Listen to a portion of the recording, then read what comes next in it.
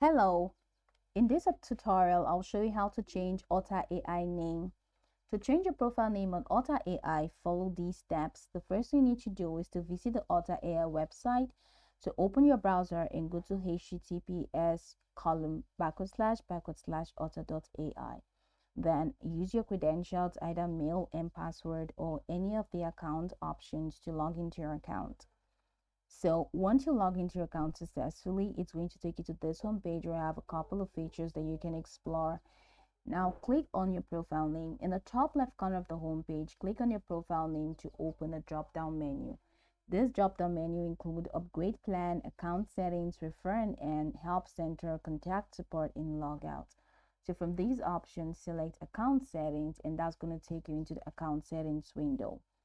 In the account settings window, you have a couple of tabs on the top: General, Meetings, Plan, Apps, Notification, and Security.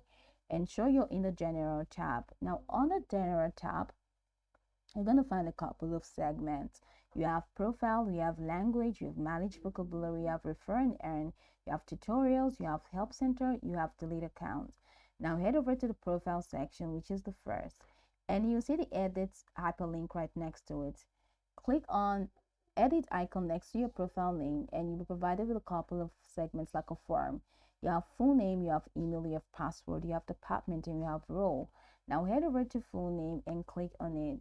Then enter your profile name in the text field. Enter the new name. After entering your new name, you can go ahead and click on done to save changes. Now, I'd like you to know that you can change your name for different reasons. Let's say you're a female and you got married and you want your new name to reflect your Otter AI account. You can just follow the steps again.